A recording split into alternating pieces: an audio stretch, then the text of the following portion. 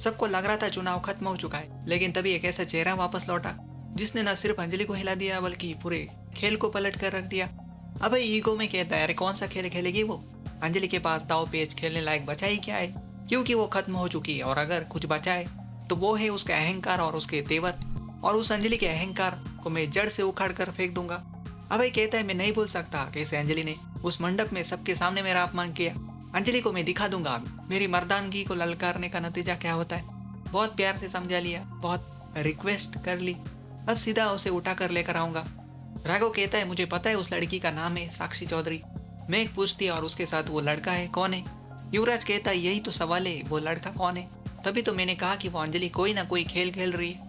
अभय कहता है, कुछ नहीं कर रही, रीपोलिंग होने से रहा वो चुनाव हार गई है, जिंदगी से हार गई है, इसलिए रीपोलिंग को खुलवाने का नाटक कर रही है। ऐसा कुछ नहीं होगा और ना ही मैं होने दूंगा। उस अंजलि की अकड़, उसके अहंकार को तोड़ने के लिए मैं अकेला ही काफी हूँ। तभी गौरव एंटर लेता है और अभय से कहता है, वाह क्या बात है, जेठ अपने भाई की पत्नी के बारे में उतपटांग बातें कर रहा है।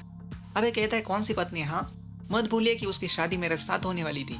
अभय बार बार कहता है, मेरा प्यार है, वो मेरी प्रेमिका है। गौरव युवराज ठाकुर को एक्सपोज करता है, भाई आपने इसे कैसे अपना लिया? राघव अपने भाई गौरव से कहता है, अगर बाप होते तो समझ आता। गौरव का मुंह छोटा हो जाता है, उसे कहता है, राघव मेरी बेटी के लिए कर रहा हूँ, मेरे बच्चों के सिवा मेरा है कौन? मेघ भी कहती है, तभी मेरे सुहाग को बचा लीजिए पापा। तब राघव मेघ की बात सुनता है और अपने भाई गौरव से कहता है, सुनो गौरव, अभी है कोई तुम्हारे पास जवाब? दूसरी तरफ साक्षी अंजलि को फोन करती है, अमन मुझे उसी कॉफी शॉप में लेकर आया है जहाँ तुम दोनों जाया करते थे। उसने मुझे तुम्हारी प्रेम कहानी सुनाई।